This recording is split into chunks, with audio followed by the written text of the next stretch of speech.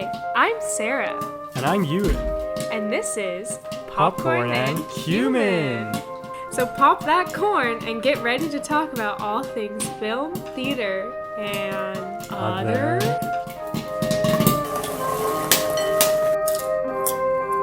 Today we are going to talk to you about Carrie. We are extending spooky season into November, so welcome to the extended spooky season. Yeah, the problem is that the podcasting is taking up more time than we had figured, and we have less free time than we'd want, which is also eating into our time to get through the allotted movie list that we'd sort of gone up.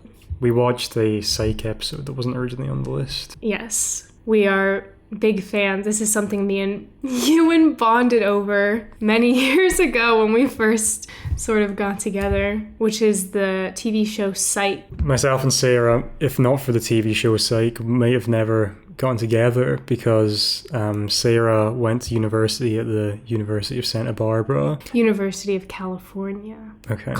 Santa Barbara. Okay, not to be confused with any of the other UCs, which are rubbish. Yeah. You don't want to be associated with them. Well, you said University of Santa Barbara, which I think is a religious... A lower tier. A religious college in Santa Barbara. Okay. No judgment on them, but that's not where Sarah went to university. But I overheard Sarah saying that, and then that gave me an easy segue into a conversation where I said, "Did you just say Santa Barbara? Do you know the show Psych?" And it just so happens that Sarah did know the show Psych, but not through having gone to University of Santa Barbara. No, I watched it since I was a wee lass. Yeah, so fun fact on Psych, it's not actually filmed in Santa Barbara because it's cheaper to film in Canada, I believe. Yeah. You told me that. I think you sort of No, it's true. And Psych is a sort of comedy, murder mystery, detective show about a fake psychic detective. They like to do parody episodes, and there's an episode called... Particularly of horror movies, it seems.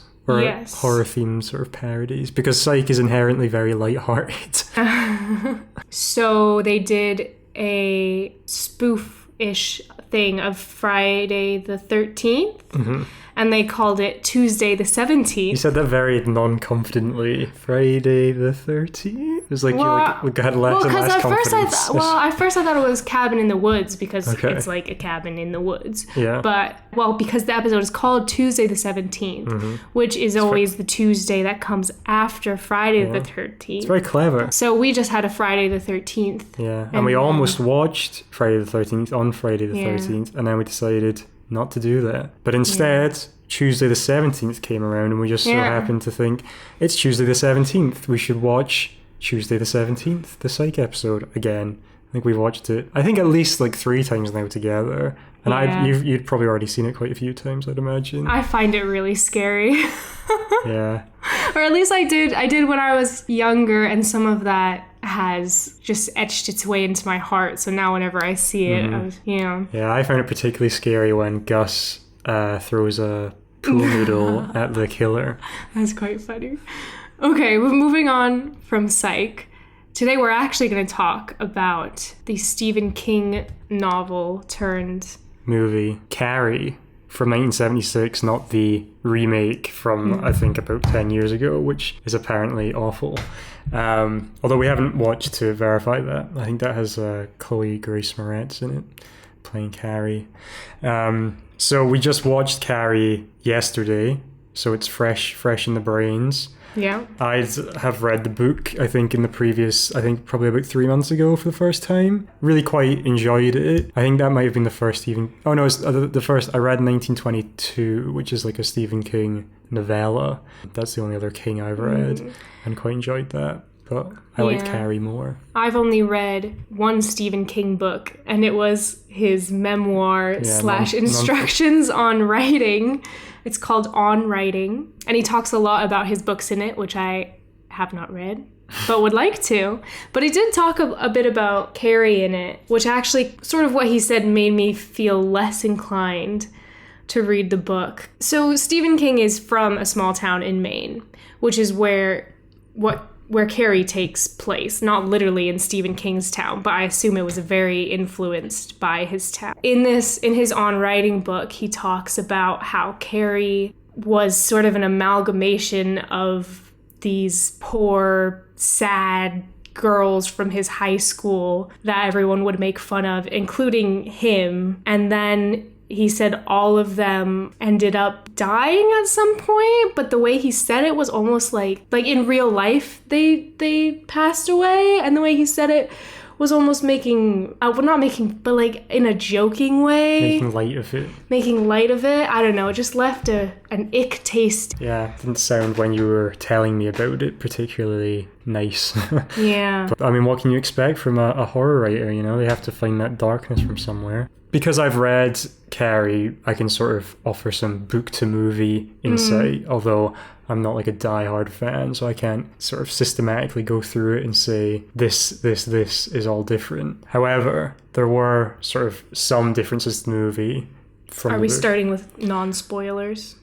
I mean, it's almost 50 years old. And I feel like most people will know what happens. Well, I hadn't seen it. You hadn't seen it before. That's true. Well, we can say, what's the premise, Sarah? How would you describe the premise? There's a sad, poor girl. Well, it's a small town in Maine. There's a girl named Carrie White who has a rough life. She's got a mom who is very heavily religious. Religious to the nth degree. Yes, but in a bad way. Yeah. Well, in the sense that her religion is something which is leading to her towards completely bringing up Carrie in such a sheltered way. She has no understanding really of the world, or a very limited understanding of the world. And not just sheltered, but she uses it as an excuse to sort of abuse and manipulate Carrie. Yeah, both verbally and physically. Yes, poor Carrie. So that isn't great for Carrie, and because of this sort of background that she's growing up in, she is sort of ostracized at school. She doesn't have really seemingly any friends, and is seemingly picked on by the kind of like in-group of girls. Yeah. So let's talk about that opening scene. Probably, maybe my least favorite scene of the movie. We are once again immediately sexualizing teenagers in high school. Well, that's a horror classic. Yes. Well, I don't remember if they're first actually doing PE. I think they are. And then Carrie messes up in volleyball. Everyone is like, oh, Carrie, you can't. I think someone smacks her on the head. Yeah. Which is a common theme of the movie, is people getting smacked on the head. Yeah. And nobody cares that much in PE. Well, maybe. I'm quite competitive. If you try hard, varsity volleyball. Yeah, but it's PE. It's not volleyball practice. And then we go into the locker rooms. And there's a lot of nudity. There's a lot of naked teenagers running around, which I was into. You would. And then we sort of make our way through the locker room, changing room, and then we get to the shower, where there's no one in the shower except for Carrie, and she is very sexually washing herself. Nobody showers like that. And the camera is like slowly panning up her naked body, and this goes on for quite a while. And then all of a sudden, we're sort of zoomed in on her hoo-ha without being able to see her hoo-ha. Her leg is covering it. But then all of a sudden we see blood, which is not like suddenly like a spurt of blood comes out, which this is not how periods work. You aren't just sitting there and then all of a sudden it's like an explosion. I mean, that's an exaggeration, but it doesn't suddenly like spurt out. Yeah. Like it would have been a more gradual thing. Yeah, but perhaps that's related to Carrie's condition, why that happens. Her telekinesis. Yeah, who knows? Well, those are my two opening scene. We made it immensely clear that this was made by a man. It was made by a man, wasn't it? Yeah, it was made by Brian De Palma, who's quite an acclaimed director. Man. Yeah, well, he is a man. I think Brian De Palma directed Scarface, which you probably wouldn't like, which I think is quite overrated, is one of the sort of like beloved movies, but it's sort of hard to get past Al Pacino doing a pretty ropey, I guess, Latin American / American accent. Is that the one where he's like, I'm not going to do the accent. That'll be offensive. But you're doing an accent of someone who's not, like, he's already a white guy doing the accent, so... The say hello to my little friend. Then he whips it out. Yeah. He also directed Mission Impossible, but I don't think I've seen that much of his work, but I do believe he's like quite an acclaimed like director. I mean, as I just said, I didn't think Scarface was that great, and that's probably his most famous work, aside from maybe this, I suppose. Scarface is probably more famous. So it was made by a man.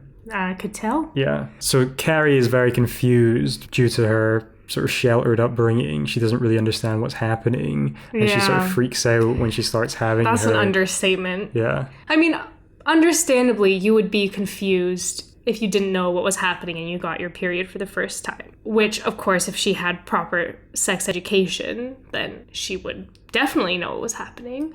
But she's got blood, like, all over her hand, which I don't know how we got to that point when she was like in the shower. So some of it would have been washed off in the shower. And then she starts running up to everyone and grabbing them and basically screaming with the blood running down her hand. Yeah, although they also, I think when she starts screaming, start throwing like sanitary products at her. No, not at first. You're becoming like a victim blamer, I think. No, I don't think No. You've turned on Carrie. I've not like turned all those girls. on Carrie. I've turned on the person who directed her to act in that manner. But then it gets real horrible. Yeah, well, all the girls start bullying her. Start in this moment bullying her. I'm sure they've already been bullying her by throwing sanitary products at her and chanting, "Plug it up," which is crass. You know, that's low class. Eventually, the gym teacher, who is perhaps the sort of Dutro protagonist, the gym teacher seemingly has like a soft spot for Carrie and like tries to put a stop to the bullying, and she subsequently gives all the bullies detention. Well, there's also some incongruencies. No, from shot to shot when something gets messed up. All right, inconsistencies. Yeah, but there's a word... Narrative dissonance. Because she's got the blood all over her arm, and then she goes in the shower and sort of curls into the corner of the shower, but the shower's still running on... The water's running on her. And from shot to shot, sometimes the water washes the blood off, but then the next cut, the blood will be there again. Yeah. Well, then that's kind of... You're doing like a cinema sin thing where you're just going to go and pick through everything you think is possibly wrong. No. Yeah. That's a sort of a big mistake. Yeah, well, there's someone whose job is just to fix those. Yeah, that's true. Yeah. Hopefully they were fired and never worked in film again. No. If anyone out there has hired the editor of Carrie for an upcoming movie, sack him. It's not the editor. Okay, who is it? I forget what it's called. The splicer? No, someone's supposed to watch it to ensure consistency. But there's a word that's not consistent. Well, whoever you are out there, you're rubbish at your job. The gym teacher subsequently sort of gives all the girls who have bullied her detention, which really irks some of the sort of leaders of the bully group or the in-group. And one of them is particularly psychopathic, but just mean, I guess. Probably borderline like evil, you would say, because they are like no reason for her to do what she does. Yeah, well, they are a child. They basically like hatch up a plot to try and like embarrass Carrie because they think that the reason for them getting detention and having to do push-ups, which not a single girl is able to do do a push-up, which made me very angry. Yeah. Well, film, it just imitates life. Yeah, Sarah, that was one of Sarah's commentary. Well, you had two issues with that scene, I think. The girls could do a push-up and the music wasn't synced. Yeah, well, the other one is the music was slowing down to show that they'd been doing this for a long time and were getting tired. And the PE teacher was counting like 1, 2, 3. But at first that was in time to the music, to the score.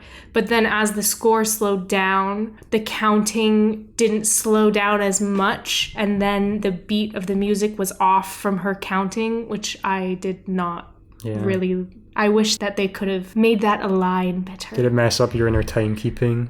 Yeah.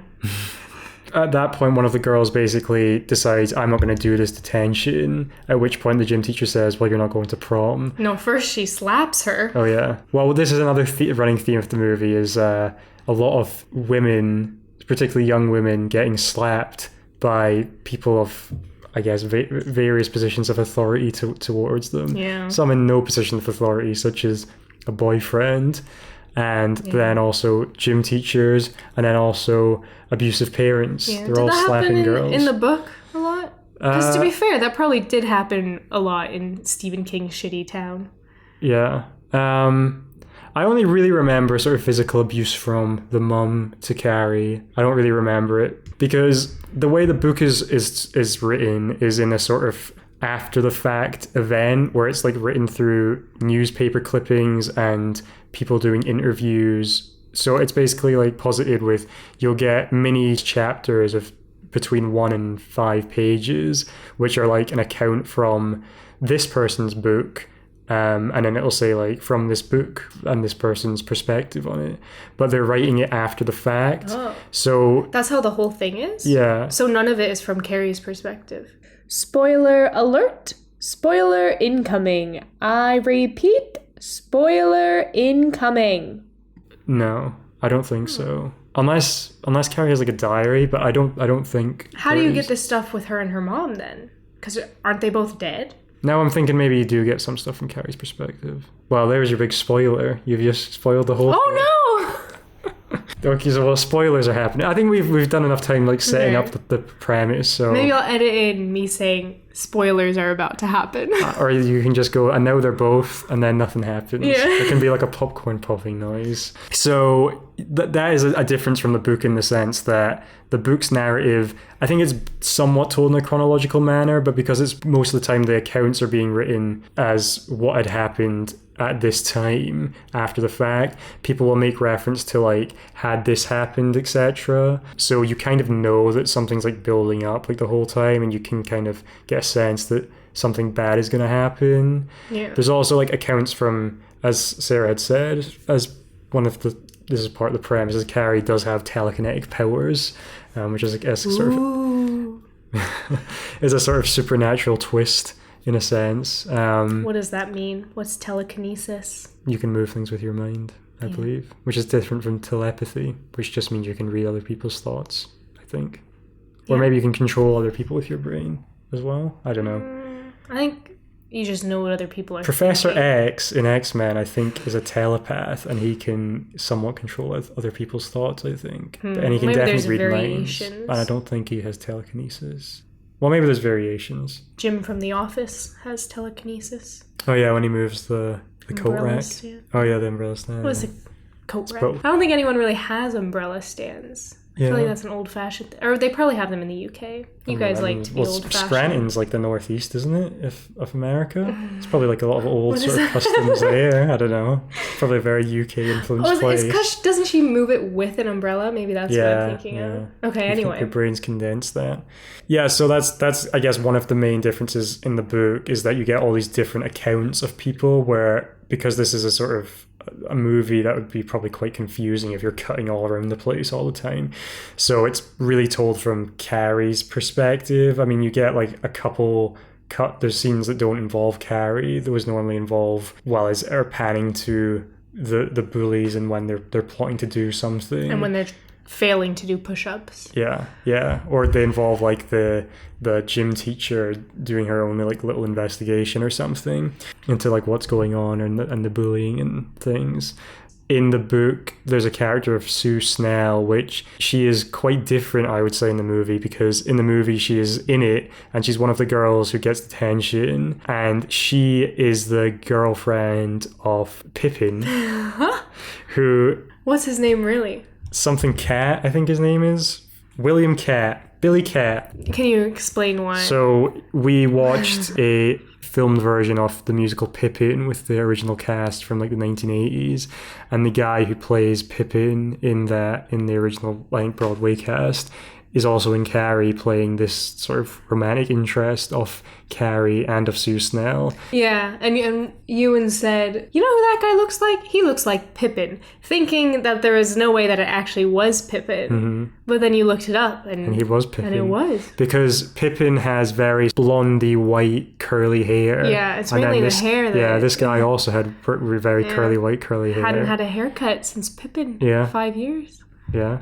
Well, I think Carrie was first, I think. So he had to work on his... I think his hair was actually probably shorter in Pippin. Maybe that was the first time he had it cut for the role. I think it's the same. Well, anyway, Sue basically feels bad for Carrie, even though it's not really clear in the book whether she like participates in the bullying or she's just like there when it happens, because she's kind of, she writes a book after the sort of event to be like, this is my perspective as a survivor and as a person who was there, and she sort of tries to, I think, paint herself in like a good light. So you get like quite a lot of stuff from her perspective, and that she wants her partner to go with Carrie to prom to sort of make her feel better, or at least to make Sue feel better about the guilt that she has for bullying someone. Yeah, which all that, I don't really understand what the goal was, because Carrie's gonna find out, because Carrie maybe knows that Sue is dating Pippin. I think she... And how could this plan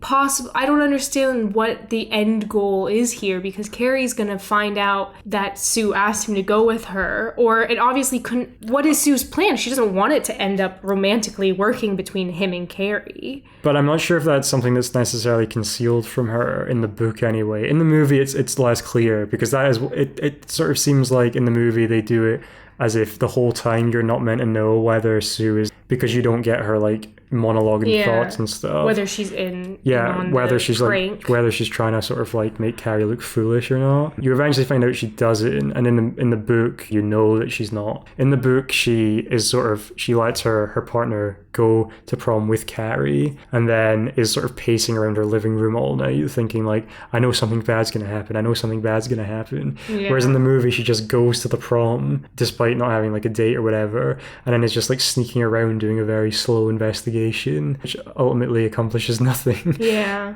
That, I think, was one of the, I think, negatives of the book, is that you don't, or not of the book, of the movie, is that you don't really get her perspective. And in fact, that character is completely minimized. Like, she seems sort of nice, I guess, in the end, but... Yeah, but in some ways it is nice, and it builds that tension of if everyone is against Carrie, or if there's a few people who actually are on her side. Mm-hmm. Because I was worried that Pippin, what's his name? I don't know, we just call him Pippin. The rest of the podcast is Pippin. That Pippin was in on the prank and was doing all of this basically so he could get her in the right spot for the blood to fall, which we'll get into. I felt like, I mean, the character isn't as developed probably as she is in the book, but I thought that there were some benefits in terms of tension building. Yeah, it sort of adds to the mystery, I suppose, in a way. Although I just think it kind of makes it unclear during it where, you're like, I don't know. Well, I suppose that's a positive and a negative. Like, you don't know who's like on her side and who's not. I feel like there's not that many like sort of fleshed out characters like in the movie, so you have even less, because Carrie doesn't really demonstrate like much personality. Yeah. And then you have her like crazy mom, and that's like really it. And the gym teacher. Yeah. So should we talk about the prom night? So the prom night, Sue Snell has her boyfriend. That's such a bad name. Yeah, sounds like Sue Snail. And why is it too? Yeah, it makes it seem like she's a snake. Yeah, well, that's the great subverting of your expectations. Yeah. Is you've formed this negative opinion of her from having a snake-like name. No offense to any of the Sue Snells out there, of course. So Pippin takes Carrie to the prom, much to Carrie's mum's sort of dismay. She's trying to convince her not to go to the prom, but then Carrie uses her telekinetic powers to sort of kinesis. To freak her mum out. And every time she does it, it goes. Yeah, there's a real sort of like scratchy noise, like from Psycho. Yeah. They go to the prom, but one of the other mean girls has basically hatched a plan with her boyfriend, played by John Travolta. What's that character's name? Tommy, I think. No, just call him... not John. We can call John Travolta. Oh, right, okay. What's the mean girl's name? I think it's Mean Girl. I think it's Chris Hargensen, played by Nancy Allen. Okay. Allen. Yeah, well, they hatch a plan to basically embarrass Carrie by rigging the vote for prom king and queen to go to Carrie and it's quite Pippin. An elaborate plan. Yeah, and then when she wins prom king and queen, when she's in her sort of like crowning moment, which is not really a crowning moment, it's just like a nice thing for her to have happen. They then dump a big bucket of like pig's blood on her, which is, of course, like very mean. And why they went through all this effort to go like sneak in and murder pigs, yeah, and drain them of blood. Why not just... It's uncalled for. Just get some paint. All of it is bad, but just... It's so much... Ugh. So much ick. It is completely horrific, isn't it? It's horrific. It's more like sort of horrific in like concept. I mean, if it happened to you, it would be really horrible. But it's just like, why would you go through all this effort to like do something to someone who hasn't done anything to you? Yeah. Well, she made them do fake push-ups. Well, she didn't do that. I know, but it's her fault. Okay. But no, well, really, but she can't hurt the teacher because the teacher's in a position of authority. Yeah. Well, she could try and hurt her. I think it was Carrie's crowning moment, and it was really sad. I don't mean as a crowning moment in the sense that it's something Carrie is like wants, like it's but it's just like a nice thing for her to like happen to her. I was getting really attached. Yeah, Sarah was really sort of swept away by Pippin's golden locks. I think she was enamored with it. It was sort of like Cinderella, where she's at the prom and people are finally being nice to her, and she's actually having a normal night, getting to be a normal kid, and she just seems so happy, which we haven't seen at all. And the whole time I knew it was coming, and I was just sad for her. Yeah, and Pippin's really nice to her. Yeah, he was so nice to her that I was suspicious. I was sus. But he actually like kisses her at one point as well. Which I think. Yeah, I think he's actually into her. Mm-hmm. Well, I think in the book, Sue sort of like, I think their relationship is probably going to end when they go to like college anyway. So like Sue isn't like that bothered, but I feel like there's like some sort of passage where she sort of is like had X happened, then maybe Carrie and I think his name's Tommy. Carrie and Pippin would have ended up together. Yeah, I thought that was like one of the really like strongest points of the film, in the sense that it really made you sort of feel one, you were like rooting for Carrie. Not that you would be rooting against her, but you were like felt quite attached to her. But also, this is like so nice and stuff, which then juxtaposed with what happens, it then makes it feel like even worse, I would say. One of the things you really didn't like was Sarah has a real problem in movies when they do dance scenes where the camera spins around with the characters. Okay. But this was even like more... You don't like it in like Titanic. Yeah, the shot that I really don't like is... Okay, it's the shot that recently was a trend on TikTok for people to do with their animals. I liked that. The Taylor Swift thing. Yeah, what song do they... August, yeah. Yeah. I don't know if anyone knows what I'm talking about, but it's where... Well, the TikTok one, people would attach their camera somehow to their chest or head or something, and so you could see it's a point of view shot, and then they pick up their animal and spin them in circles. Which, as long as the animal enjoys it, I quite liked that. But I mean, how would you know? But this happens a lot in movies, particularly romances. Which I definitely remember it from Titanic, because I remember watching this in my film class, and I just think that it looks silly. Yeah. And I think that's why it blew up on TikTok, because it looks silly. Well, the animal inherently will look silly. The animal looks even sillier. I think in films it looks quite silly. Yeah. This was a little bit different. It wasn't a point of view shot. And I don't have a problem with the shot itself. It's basically Carrie and Pippin are on the dance floor. Slow dancing. And they're spinning one way, and the camera is spinning the other. And much faster. Yeah, well, I'm pretty sure they were actually on a rotating platform to make it look like the spinning was faster. Because I don't think the camera, maybe it was 2 rotating platforms, but they were definitely on a rotating platform. But it spins really fast in opposite directions. Maybe they were on the stage of Hamilton. That's kind of what I was thinking of. And it's a good shot. It would be fine. But it goes on for so long. Yeah. I was getting dizzy after like the first 10 seconds, but this went on for I think over a minute. Yeah. Yeah, it definitely felt like it outstayed its welcome a bit. Yeah, well, I just don't think it would have been fine to go on for that long, but it was like spinning too quickly. I think. It was discombobulating. If it was a slow romantic turn that maybe sped up, so then by the end maybe we were spinning that fast, but to spin that fast for so long. It was certainly an interesting directorial choice. I suppose a sort of cool idea. One of the things they do change from the book, which I wanted to say, was that one of the things I quite liked in the book is that the teachers are kind of like on Carrie's side. In fact, it only really seems to be like a handful of girls who really like have it out for her.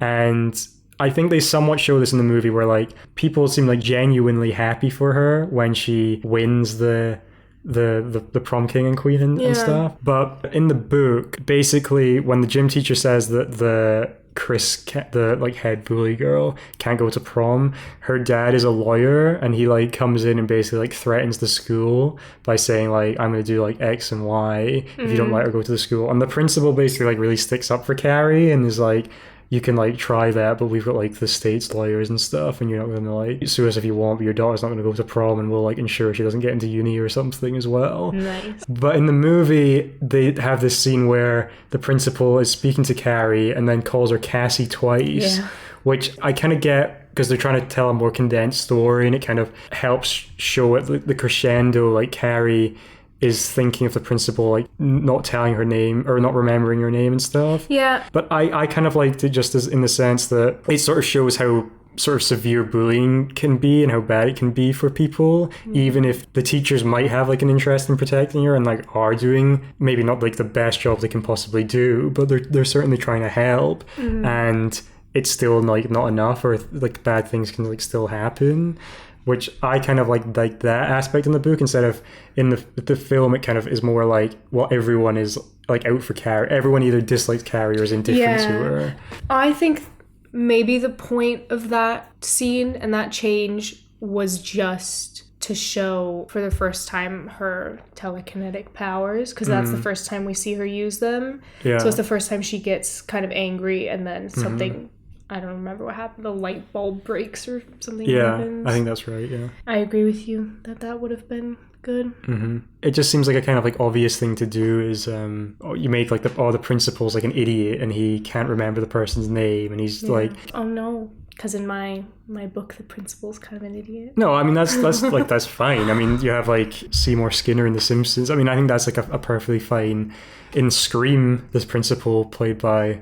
the guy from Happy Days is kind of an idiot as well. Those are just the immediate examples I can think of. I kind of liked that he like really like sticks up for her and stuff in the book. I just thought it was like a nice bit of character development in the sense that you can show a lot without like doing that much. Like you won't really get any more insight into the principal as like a person or like what his wants and desires are, but you kind of are like, well, clearly he's like a good guy who has like convictions and isn't going to let some like rich or privileged like entitled lawyer and his snooty daughter like bully a girl or the school and like let them get like whatever they want. So that was one of the things I actually really liked in the book, although it was like a kind of small thing, and they removed that from the movie, which I didn't like so much. Yeah.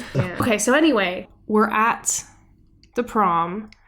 They just called out Carrie White and Pippin as Pippin for prom king. They say rivers belong where they can ramble. Well, at this point, Sue sort of starts sneaking in to the back of the prom, and there's a very long, drawn-out scene where she is, like, looking at a rope that's quite clearly not meant to be there. And this is there's a really, really, really long slow-mo portion, which is, I didn't hate it. I hated it in theory, but in practice, it was okay. I think it would be better at building tension if you didn't already know what the tension it was like building towards is. Like I suppose the tension here is like whether the bucket is going to fall or not, but you already know what's in the bucket, and you are So Sue's looking at this rope that's moving, and she eventually sees. Oh my god! It takes her so long to realize what it is, and she still doesn't really realize what it is. Do you know the bit in The Office when Dwight is like following the red tape and he ends up like climbing up like telephone pole or something? That's what it kind of like reminded me of, where she's like where does this go? And then she like ends up like 2 miles out of the school just following this rope. And so then she realizes that John Travolta and the evil woman, mean girl, are hiding under the stairs, and she tries to stop them, but then the nice gym teacher thinks that she's doing something, so then like trying to mess up Carrie's whatever, so then she like forcibly pulls her away. This is like a big... She probably slaps her as well for good measure. I think she did. Yeah, which I guess... The point is to build up tension. Then you're like, oh, it's okay, she's gonna save her, and then you're like, and then it's just like, no. Oh my god, you idiot teacher, stop. Yeah. So all of that is like a complete like addition to the book, because in the book Sue doesn't go to the prom at all, and no one is like really any the wiser. Part of the problem with this like crescendo is it's like not really clear to me anyway, even as someone who's like read the book, like how John Travolta and Chris, the evil woman bully, like know that Carrie's even going to go to prom. So yeah, this is what I said to you. It's a big flaw in the plan, because that was one of the reasons I thought that Sue and Pippin must be in on it, because how else would John Travolta and Chris know that she's going to the prom? Because Carrie is sort of a social outcast, so why would she go to the prom? Yeah. I mean, rumors start happening that Pippin is taking her to the prom. Then people they've know. They've already hatched the plan. But they've already hatched the plan. They've already murdered the pigs and gotten the blood. But I'm assuming in the book. Yeah, I can't really remember what the explanation is, but like maybe there isn't one. Yeah, I'm not really sure. So yeah, that is a bit strange. Sue's plan to thwart the evil plan fails. The bucket falls in there. She gets covered in blood.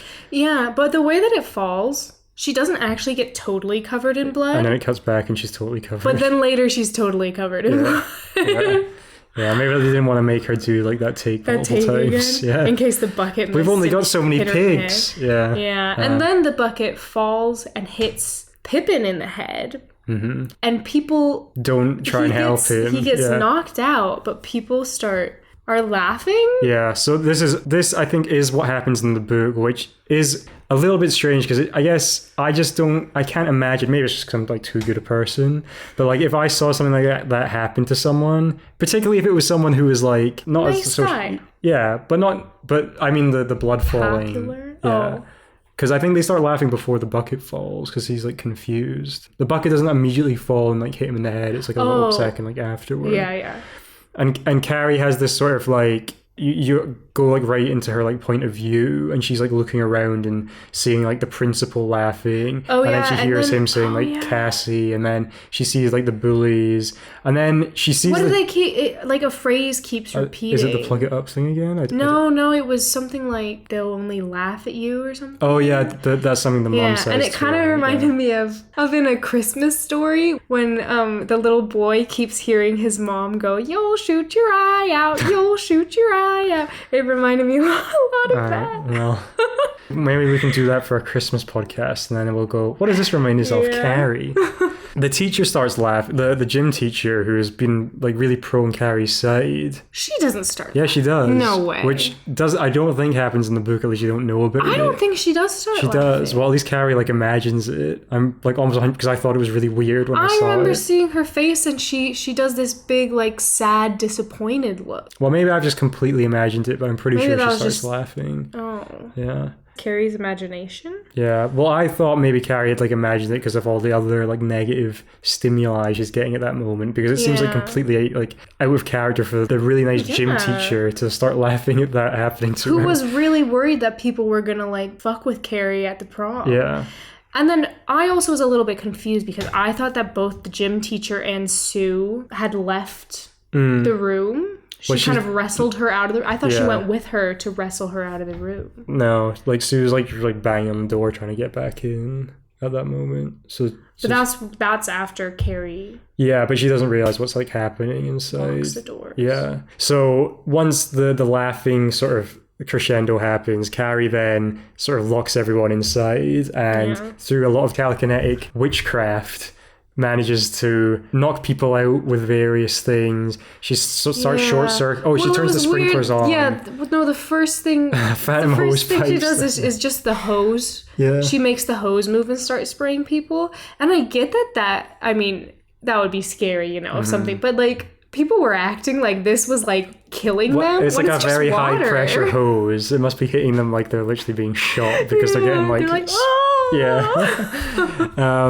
so that was somewhat comedic, I think, which I'm not sure is like intended or not. I don't think it was. Yeah. And then she starts like sort of short-circuiting the electronics, which then when it starts messing with the water and stuff, which is being sprayed by the sprinklers and the hose, etc., this starts a big fire. Yeah. Which I don't think we really see so much in the movie. In the book, it's like the carnage is much more extreme, and you get like more accounts of like the police going on at the time, and like they're like, this is how many people died, etc., and they're talking about it as if everyone died in the room, right?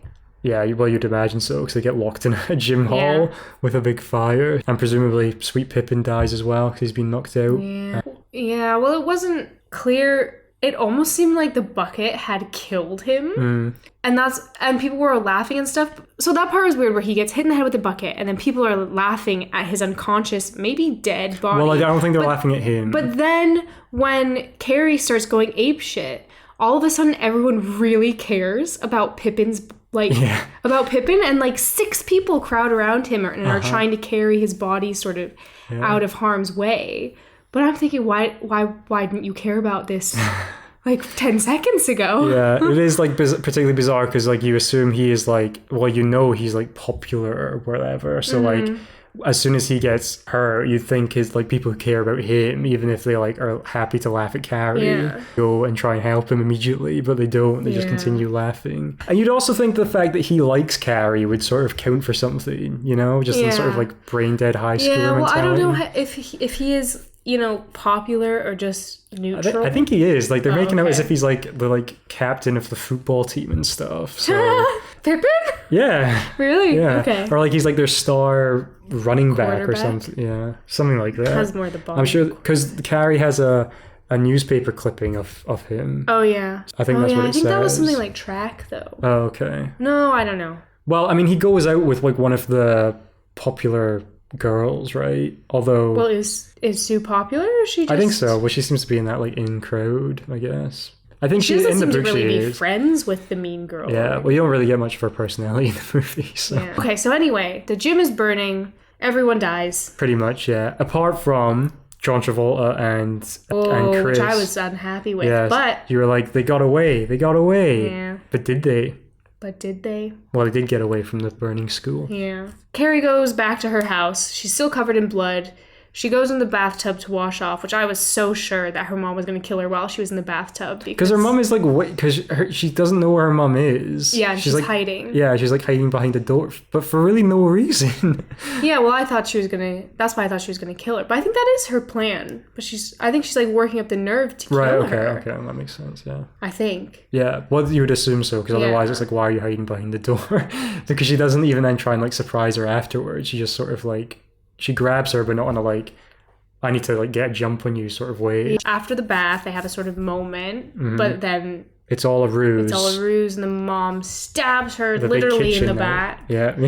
It's very Shakespearean. Yeah. And then Carrie doesn't like that. And then Carrie freaks out, which always instigates her telekinesis, and she causes 6 kitchen knives. Well, of kitchen instruments. Yeah, well, so first she pins her to the wall in a very biblical way, sort of crucifix classic way, and then she causes a bunch of kitchen knives to come stab into her. I think it's the exact same. They have a little Jesus doll. Yeah. Well, I think it's Jesus. That's been shot with a bunch of arrows. Yeah. Just for the record, the Jesus doll really looks like Steve Harris from Iron Maiden. If you're interested after watching Carrie, look up Steve Harris from Iron Maiden and then look at the Jesus doll. I'm not convinced they didn't just get... You know how in like Halloween, the mask that they use is it's a mask of William Shatner's face, who's the guy from Star Trek. From the like original Star Trek. I didn't know that. Yeah. Okay. Maybe they were like, we need a Jesus doll. Oh, there's none in stock. There's all this Iron Maiden merch. Let's get there's this figure of Steve Harris from Iron Maiden. Yeah, she sort of crucifies in a way her mom. Yeah. It's not like super graphic, and to be honest, the mom kind of has it coming, so it's not too like disturbing really. It's almost a little cathartic. Yeah, I kind of liked the mom's death. It's a bit morbid. No, it was good symbolism. But the house then starts collapsing in on itself. Yeah. Which presumably Carrie is doing, and then it sort of sinks into the ground with Carrie and the mom. Yeah. Well, Carrie takes her mum's sort of corpse into this little room, which is sort of very Harry Pottery. Yeah, it's where her mom makes her go in there, like locks her in this like her little cupboard. Yeah. As punishment. Yeah. And she takes her mum in there. She sort of is quite hysterical as the house sort of collapses in on itself and then sinks into the ground. We did skip over when Carrie is leaving the school. The two bullies, John Travolta and Chris, see her and they think, that's Carrie. We need to run her over in our car. Yeah, and it's really weird because they were watching through the window this Carrie going crazy and starting to like kill people. And as they're driving toward her, they don't, like, the evil lady, Chris, I think, she's kind of just like chewing gum in a just like kind of normal evil way. She doesn't look traumatized that all her like classmates just died or that's what you look like, all you gum chewers out there. Evil. It's true. I'm not a gum fan. You would say potentially they're not aware that Carrie is the person doing all the telekinetic murdering. Well, would that be your assumption? You see like a bunch of bad stuff happening, you're like, it's that girl with telekinetic powers. Well, I assumed that that's why they're trying to kill her. Well, or because they're complete nutters who hate Carrie. Anyway, they go to crash into her. Carrie sort of does a 180 spin round, sees them coming, and then makes the car swerve out the way. Yeah. And then it flips over 10 times, and then you're like, that can't have gone well for them. They've probably died. Then the car blows up. Yeah. So they definitely have died. So back to the house sinks into the ground, and then I think it cuts to like Sue in her bed. She manages to get out of the school and it's burning down. And this is one of the big changes from the movie as well, because this then, as we think was sort of in style at the time, horror movies want to end with a sort of big shocking surprise ending. Yeah. So she's sort of like in a trance-like way walking up to the site of Carrie's house with flowers because she's like, oh, I feel bad for you, Carrie, I guess. That's kind of what you assume is happening. Yeah. And she wants to like pay her respects to her because she feels bad for her. She goes over to the sort of monument that's left there. It's a for sale sign that says on it, is graffitied on it, Carrie White. Is like rotting in hell or something. Rotten hell, something like that. So she goes to put the flowers down, and then an arm shoots up from the rubble and grabs Carrie. Bloody arm. Yeah. No, it is Carrie. Yeah. I mean, grabs Sue. Yeah. And this doesn't happen in the movie. Sue goes out from her house to like find what's going on when the school's on fire, and she finds Carrie sort of mortally wounded, and she just sort of dies. In a sort of kind of melancholic way. I didn't really like the change because I thought it sort of painted off Carrie as if she's like this vengeful person, whereas really I feel like the reading of the story is that Carrie is like a victim the whole time. So I just didn't really like the end note being like she's like, I need to get you, Sue, as well. Yeah, well, it felt like an add-on somewhat similar to Nightmare on Elm Street, where they just needed to end with a sort of jump scare, and it didn't really matter if it fit with the characters or the plot. They just... And it's okay because it was just a dream. Yeah. So Sue then wakes up and she's like hysterical because she's like, I had a bad dream. I just thought that's kind of lame. Yeah. I don't think it really like adds anything. And apparently Stephen King's on record saying that the movie ending is better than his ending, and I think he is wrong. Sorry, Stephen. That's Carrie. That's Carrie. Well, hang on. Do we need to do our segment? Oh, yeah. Here we go. Why isn't this a musical? Yeah. So this is our killer segment where me and Sarah and me. Cumin and Popcorn.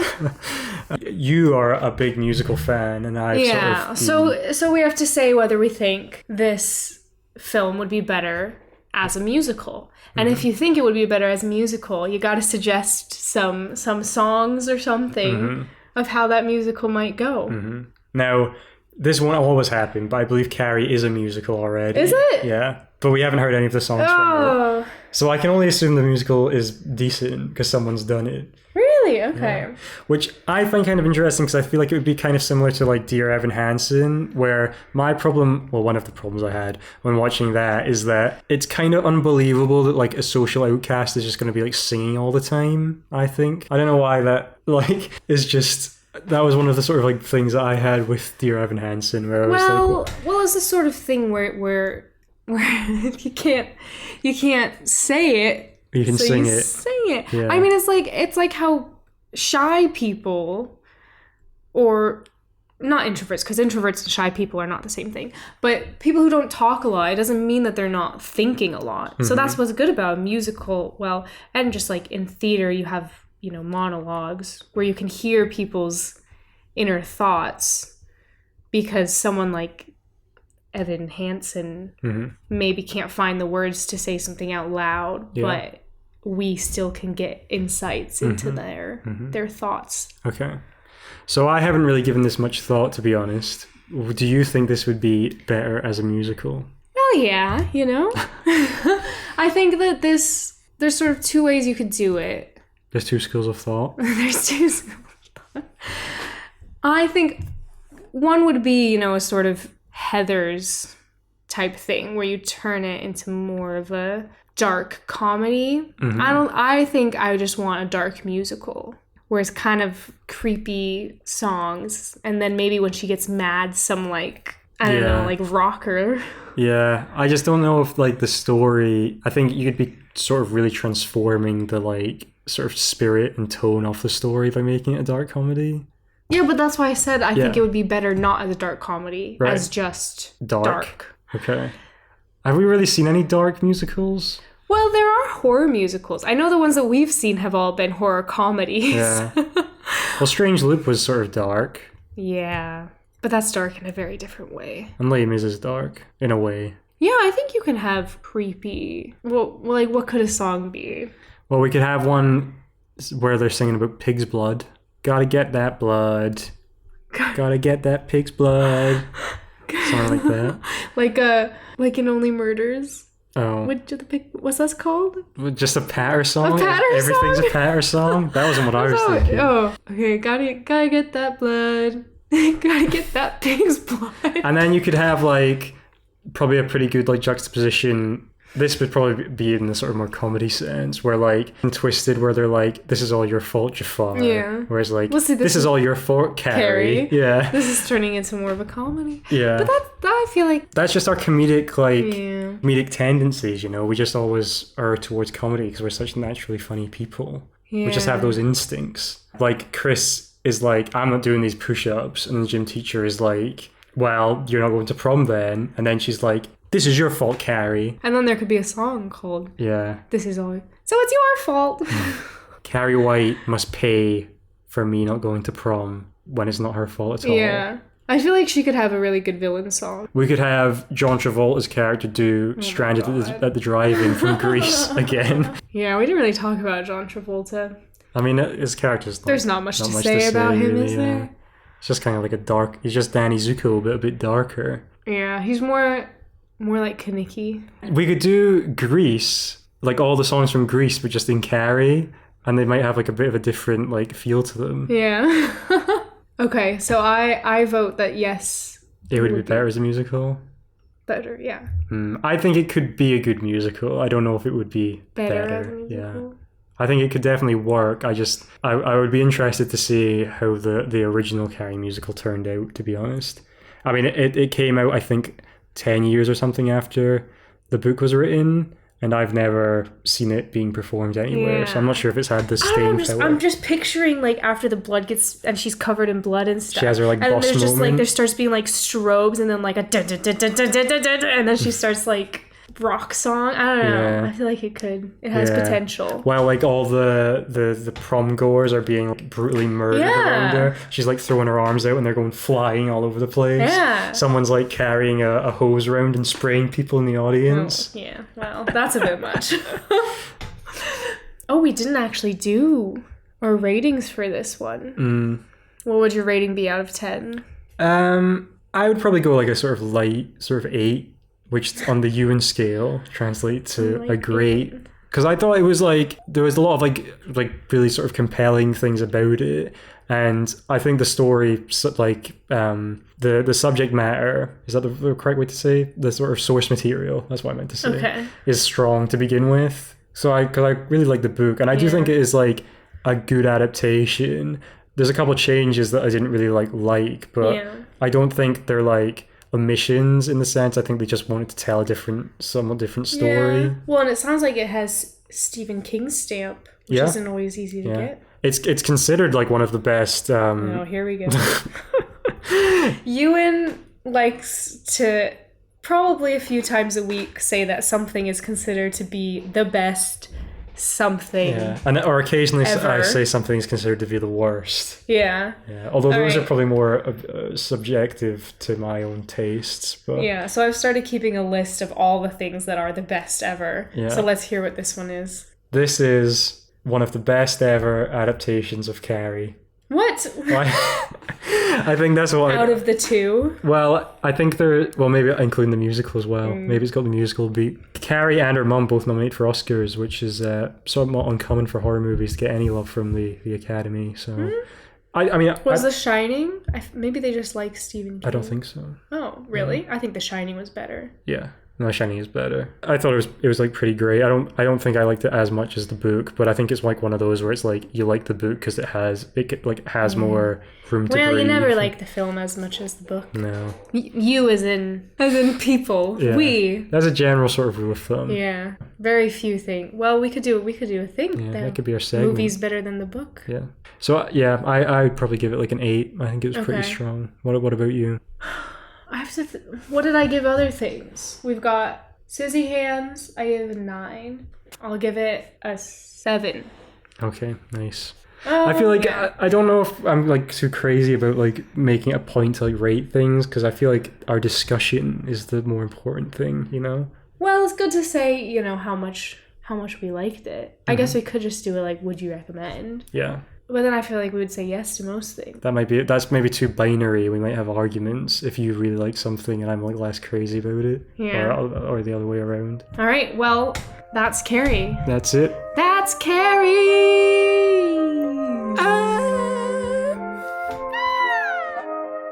Thanks for listening to this episode of Popcorn and Cumin. We are now on Instagram. You can find and follow us at Popcorn and Cumin. That's "and" spelled out rather than an ampersand. Again, that is Popcorn and Cumin. We'll be sharing some spicy updates and fun little videos and stuff, so check it out. And if you like the show, tell your friends. Until next time, don't forget to have your daily bowl of popcorn.